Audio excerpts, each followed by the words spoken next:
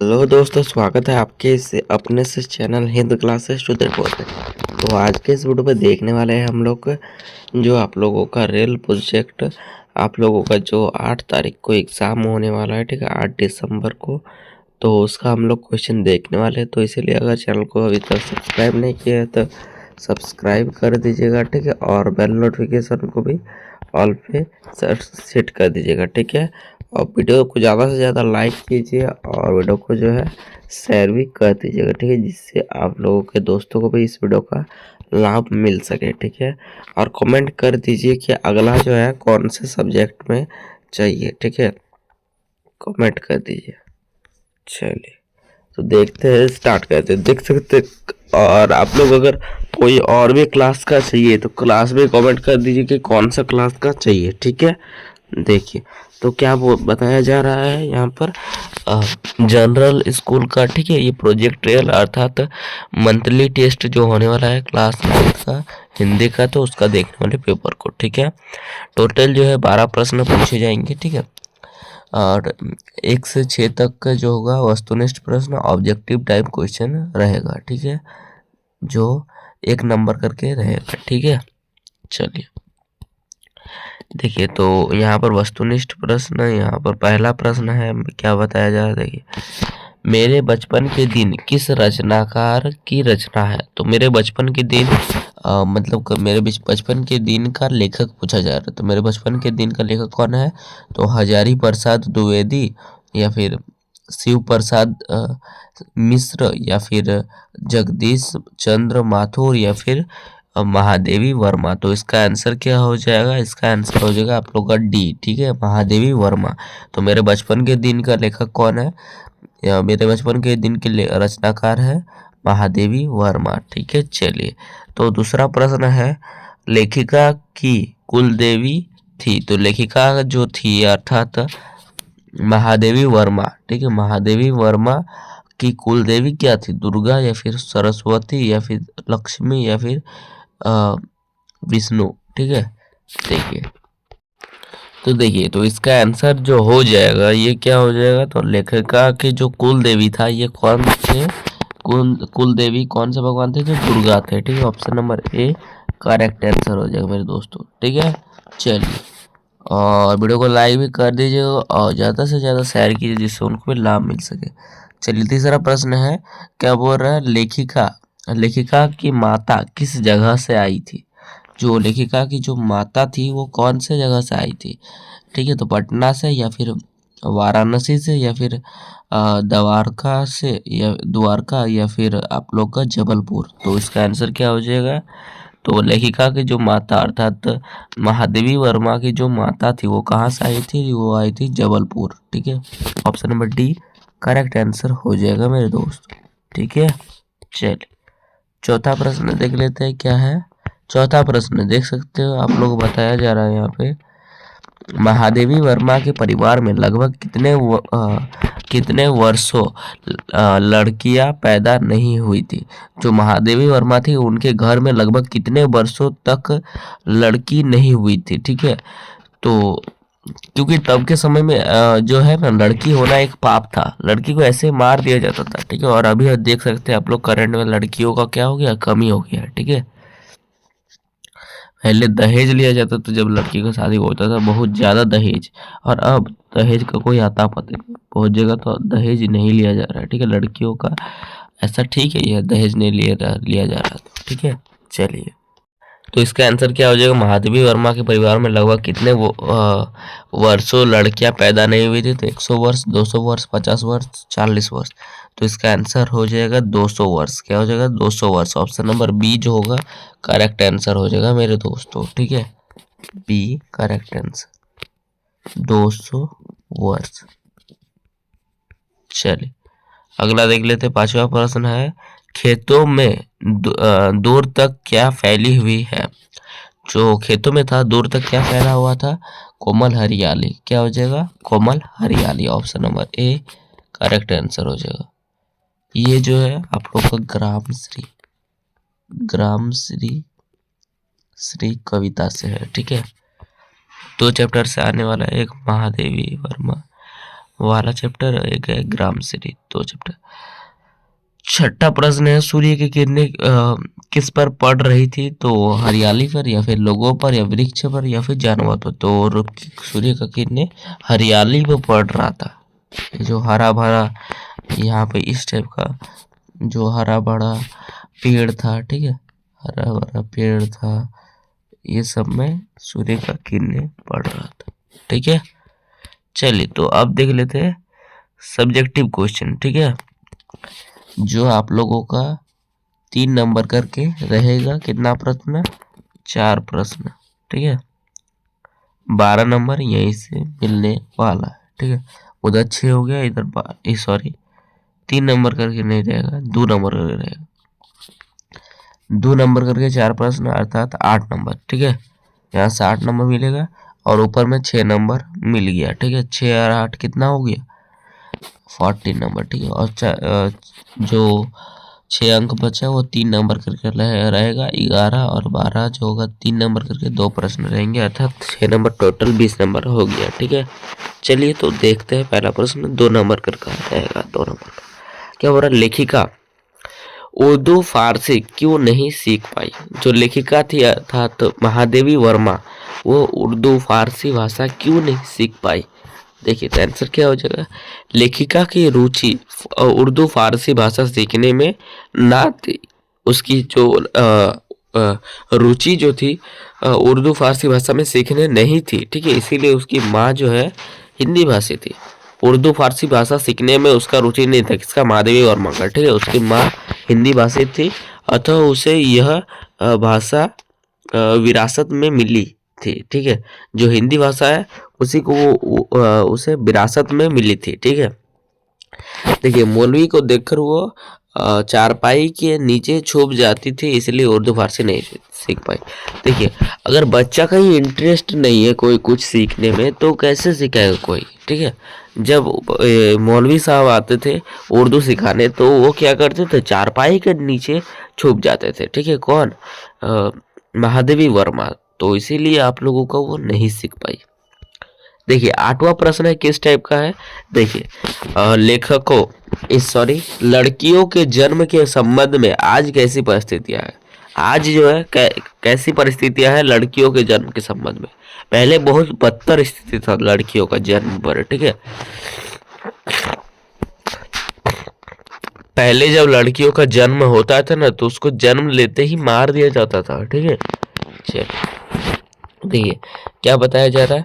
आज जो है युग बदल गया है। आज युग बदल गया है, लड़कियों को लड़के के समान सभी अधिकार प्राप्त है। आज जो है लड़के और लड़कियों को कोई भी अलग नहीं देखता है, सभी को समान देखा जाता है। ठीक है, लड़कों के समान शिक्षा दिलाई जाती है। जो है लड़के के समान ही शिक्षा दिलाई जाती है। किसको? लड़कियों को भी। ठीक है, लड़के और लड़की उतने दोनों सेम तक पढ़ सकते हैं, जितना मन उतना पढ़ सकते हैं। ठीक है, चलिए क्या बोल रहे हैं? उन्हें गृहस्थी से निकलकर मनचाहा कार्य करने की स्वतंत्रता प्राप्त होती है। जो लड़कियां हैं अभी के न्यू जनरेशन जो है वो जो है अभी घर का काम इतना नहीं करती है, वो अपना जो मन चाहे वो करके वो अपना फ्यूचर बना सकती है, अर्थात पढ़ सकती है। ठीक है, जो सेक्टर में जा सके जाने का मन है वो जा सकती है। ठीक है, पहले ऐसा नहीं था। ठीक है, सरकारी और निजी क्षेत्रों में कंधा मिलाकर काम करने की उन्हें स्वतंत्रता है। अर्थात देखिए अभी कोई भी नौकरी हो जाता है। ठीक है, पहले जो होता था यहाँ पर नौकरी का तो छोड़ ही दो, पहले थोड़ा भी लड़का और लड़की एक साथ जो है बात भी नहीं कर पाते थे। ठीक है, क्योंकि लड़का को जो है भगवान का तरह पूजा जाता था। ठीक है, चलिए तो इसीलिए जो हो जाएगा अभी जो है वो सरकारी काम भी अगर कोई लड़की करती है तो या फिर निजी क्षेत्र अर्थात प्राइवेट सेक्टर में काम करती है तो वहाँ पर लड़के और लड़की दोनों होंगे तो वहाँ पर दोनों को समान अधिकार मिलता है। ठीक है, स्वतंत्रता मिलता है। चलिए 9 नंबर क्वेश्चन है आप लोगों का। देखिए महादेवी के बाबा की सोच समाज के अन्य पुरुषों से किस तरह अलग था? जो महादेवी वर्मा थी तो उसके पिता का जो है सोच किस टाइप से समाज से अलग था? देखिए देखिए तो आंसर इस टाइप से हो जाएगा, महादेवी के बाबा की सोच समाज के अन्य पुरुषों से बिल्कुल अलग था, मतलब बहुत ही अलग था सोच किसका, महादेवी वर्मा का। ठीक है, देखिए अन्य लोग जहाँ कन्या के पैदा होते ही उसे मार देते थे, अन्य लोग जो होता था दूसरा आदमी सब, तब के समय में जो होता था कोई लड़की तो उसको पैदा होते ही मार दिया जाता था। ठीक है, ठीक है, देते थे।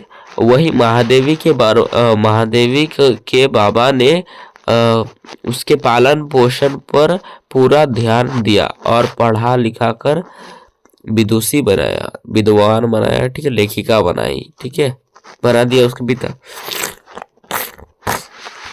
मतलब जो है आज के समय में कोई भेदभाव नहीं है, सभी को समान अधिकार दिया है, लड़के और लड़की दोनों को। परंतु जो है महादेवी वर्मा जिस टाइम जन्म हुआ है उस टाइम बहुत ही खराब स्थिति थी लड़कियों की। ठीक है, चलिए समझ गए होंगे आंसर को। 10वां प्रश्न देख सकते हैं आप लोग। अब यहाँ पर क्या बोल रहा है, ग्राम श्री कविता में किस मौसम के सौंदर्य का वर्णन है। देखिए देखिए कविता में वसंत ऋतु के सौंदर्य का वर्णन है। कौन, ग्राम श्री कविता में वसंत ऋतु। ठीक है, वसंत ऋतु का वर्णन है। वसंत ऋतु पतझड़ वाला मौसम होता है। वसंत ऋतु कैसा मौसम होता है, पतझड़ वाला मौसम होता है। ठीक है, इस मौसम में पुराने पत्ते झड़ जाते हैं और नए पत्ते के वह फल फूल निकल आते हैं। जो पुराने पत्ते होते हैं, पुराने फल होते हैं, ठीक है, वो सब झड़ जाते हैं और नए फल उगते हैं, नए फूल उगते हैं, ये सब होता है। ठीक है, देखिए सब्जियां भी फलने फूलने लगते हैं, मतलब फलने फूलने अर्थात वृद्धि करने लगते हैं, विकास करने लगते हैं। ठीक है, चलिए तो देखिए अब देखेंगे हम लोग जो है 3 नंबर करके प्रश्न को। अब हम लोग देखने वाले हैं 11 और 12 नंबर प्रश्न को। ये जो प्रश्न रहेंगे 3 नंबर करके 2 प्रश्न रहने वाले, अर्थात 6 नंबर पक्का होने वाला है। ये जो है लॉन्ग आंसर टाइप क्वेश्चन होने वाला है। ठीक है, तो चलिए प्रश्न को देखते हैं बिना बबक किए। देखिए पहला आप लोगों का लॉन्ग आंसर टाइप क्वेश्चन है 11 नंबर। क्या हो रहा है, महादेवी वर्मा के समय लड़कियों की दशा कैसी थी। महादेवी वर्मा के समय लड़कियों की दशा कैसी थी। आज एक बार प्रश्न पूछा गया 7 नंबर या फिर कैसा, ऐसा ही प्रश्न था कि आज जो है वर्तमान में लड़कियों की स्थिति कैसी है, ऐसा एक क्वेश्चन पूछा गया। तो उसमें देख लिए अभी का, करंट का और महादेवी वर्मा का के समय किस टाइप का लड़कियों की दशा थी उसको जान लीजिए। देखिए देखिए तो ये उनका जन्म 1900 के आसपास हुआ था। देखिए आंसर क्या बताया जा रहा है, उस समय अर्थात सन 1900 के आसपास भारत में लड़कियों की दशा अच्छी नहीं थी।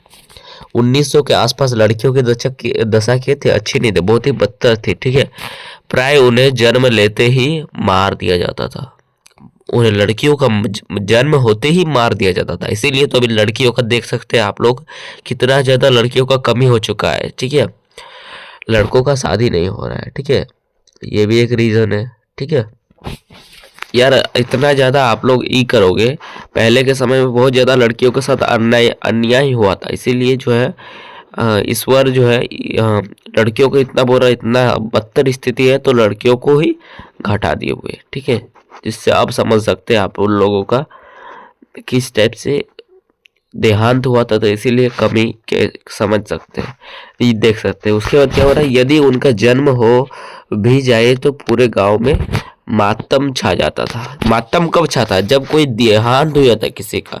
ठीक है, तब के समय में क्या होता है, देखिए लड़कियों का अगर जन्म हो गया तो मातम छा गया, मतलब जैसे किसी का मौत हो जाता है तो पूरा डर का माहौल होता है। ठीक है, पूरे गांव में, पूरे गांव जो होता है सदमा में रहता है। ठीक है, इतना बात किसी को होता नहीं, खुशी का माहौल नहीं होता है, तो वही बताया मातम छा जाता है। ठीक है, अगर बच भी गई तो लड़कियों को शिक्षा नहीं दिलाई जाती थी, अगर जो है किसी टाइप से उसे मारा नहीं गया। ठीक है, जन्म लेते ही मारा नहीं, उसे बचा दिया गया तो उसे शिक्षा नहीं दिया जाता था। ठीक है, ये कब उन लोगों का बचा दिया लड़की को तो अब शिक्षा नहीं देंगे। ठीक है, और गृहस्थी का बोझ डाल दिया जाता था, मतलब घर का काम करने के लिए बोझ डाल दिया जाता था। ठीक है, देखिए पर पुरुषों से बात नहीं कर सकती थी, बोले ना, हम बोले थे ना उस प्रश्न में, ऐसा स्थिति था कि लड़कियां लड़कों से बात नहीं कर पाती थी। ठीक है, विवाह हो गया है बचपन में ही तो बात भी नहीं कर पाता था। ठीक है, चलिए, उसके बाद घर की चार दीवारी में सिमट कर यातना सहती सहनी पड़ती थी। मतलब यातना मतलब दर्द सहना पड़ता था, इतना काम करना पड़ता था, ठीक है, पूरे घर का संभालना पड़ता था, और कहीं कोई उसे कुछ कहीं घुमाने भी ले ही ले जाता था। लड़कियों का मतलब बहुत ही खराब स्थिति था, ठीक है। चलिए अगला देखिए, 12 नंबर प्रश्न है, लास्ट क्वेश्चन। क्या बोल रहा है, ग्रामश्री कविता ने गांव को क्या हो रहा हारत क्या हो रहा है हरता जनमन क्यों कहा है, ठीक है। तो ग्रामश्री कविता में गांव को हरता जनमन क्यों कहा है, तो आंसर देखिए, गांव में कविता में गांव को हरता जनमन इसलिए कहा है क्योंकि उनकी सुंदरता अद्भुत है, ठीक है। गंगा नदी के किनारे के खेतों में दूर दूर तक हरियाली मखमल के जैसी फैली हुई है, जो मखमल के जैसा फैला हुआ है, ठीक है। खेतों में फैली हरियाली पर जब सूरज की किरणें पड़ती है तो धरती प्रसन्न दिखाई देती है, ठीक है। उन खेतों में गेहूं, जौ, अरहर, सनई, सरसों की क्या हो रहा है फसलें उग आई है, ठीक है। विभिन्न प्रकार के फूलों पर रंगीन तितलियां मंडरा रही है, ठीक है। जो विभिन्न विभिन्न फूल है उसमें तितलियां मंडरा रही है, ठीक है। देखिए उसके बाद है आम बेर, ठीक है, आम बेर आड़ अनार आदि फल वृक्षों पर लग गए हैं, ठीक है। आलू, गोभी, बैगन, ठीक है, मूली, पालक, लौकी, टमाटर, सेम, ठीक है, सीम, उसके बाद है आप लोग का मिर्च आदि खूब फलने लगे हैं, मतलब बहुत ज्यादा उगने लगा है, ठीक है। देखिए गंगा नदी के किनारे तरबूज भी लगाए गए हैं, ठीक है। तो सभी घूम रहे हैं, यह दृश्य बड़े ही प्यारे और मनमोहक लग रहे हैं, ठीक है। चलिए तो इस टाइप से आंसर देख लिए। तो चलिए आज के लिए इतना ही, फिर मिलते हैं नेक्स्ट वीडियो में। बाय, जय हिंद, जय भारत। और आप लोगों का और भी सब्जेक्ट जैसे कि साइंस, ठीक है, साइंस, उसके बाद मैथ, ठीक है, SST, उसके बाद आप लोगों का इंग्लिश, ये सब सब्जेक्ट का भी डाल दिया गया है क्वेश्चन, या फिर डाल दिया जाएगा, ठीक है। तो देख लेंगे। बाय।